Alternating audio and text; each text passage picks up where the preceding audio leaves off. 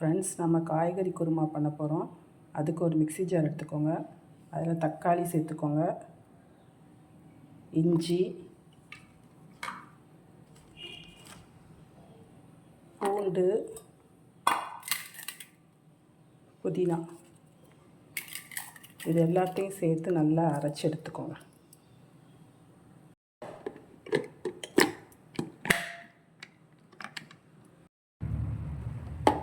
Friends, இப்போ நல்லா அரைச்சாச்சு. அதை ஒரு கிண்ணத்துக்கு மாற்றிக்கோங்க. ஃப்ரெண்ட்ஸ், இப்போ ஒரு கிண்ணத்தில் மாற்றி வச்சு அரைச்ச மசாலாவை இப்போ குருமா செய்ய போகிறோம். அதுக்கு இந்த மசாலா அரைச்சி வச்சாச்சு.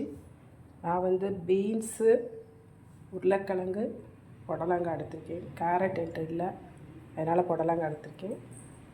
வெங்காயம் நறுக்கி வச்சுருக்கேன், கருவேப்பிலை, தனி மிளகாய்த்தூள், மல்லித்தூள், மஞ்சள் தூள், தாளிக்கிறதுக்கு சோம்பு.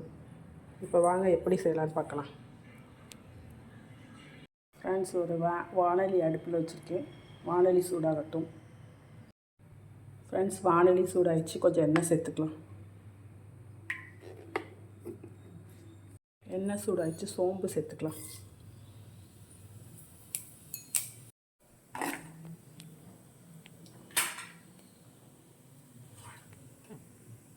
சோம்பு பொரிஞ்சிச்சு.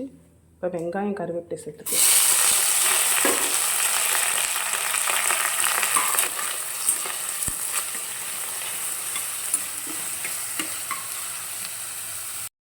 கொஞ்சம் உப்பு சேர்த்துக்கலாம்.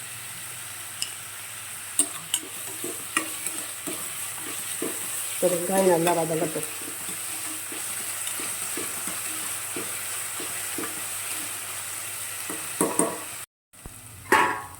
வெங்காயம் நல்லா வதங்கிடுச்சு.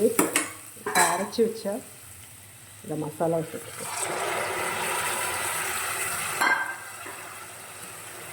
அதையும் நல்லா மிக்ஸ் பண்ணிடுங்க.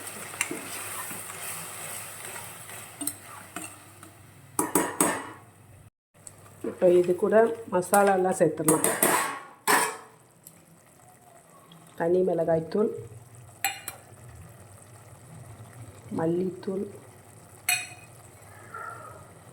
மஞ்சள், கரம் மசாலா போடவும் என்கிட்ட இல்லை, அதனால் இந்த மசாலா மட்டும் சேர்த்துருக்கேன்.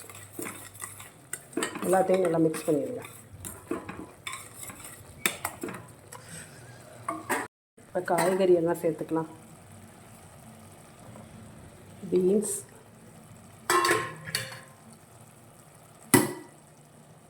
உருளைக்கிழங்கு, புடலங்காய், எல்லாத்தையும் மசாலா கூட சேர்த்து மிக்ஸ் பண்ணுங்கள்.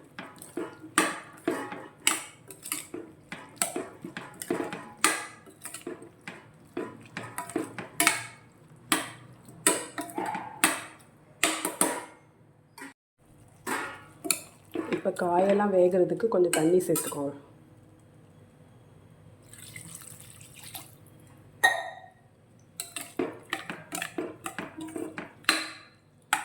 இப்போ காயெல்லாம் நல்லா வேகட்டும்.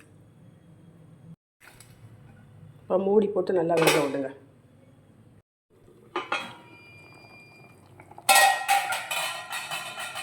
கடைசியாக தேங்காய் சேர்த்துக்கோங்க.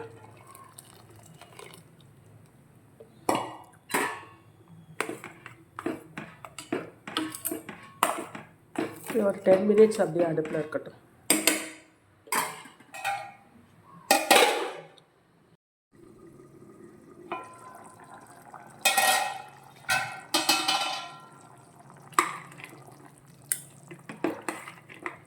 ஃப்ரெண்ட்ஸ், குருமா ரெடி ஆயிடுச்சு. சுவையான காய்கறி குருமா ரெடி. தேங்க்யூ.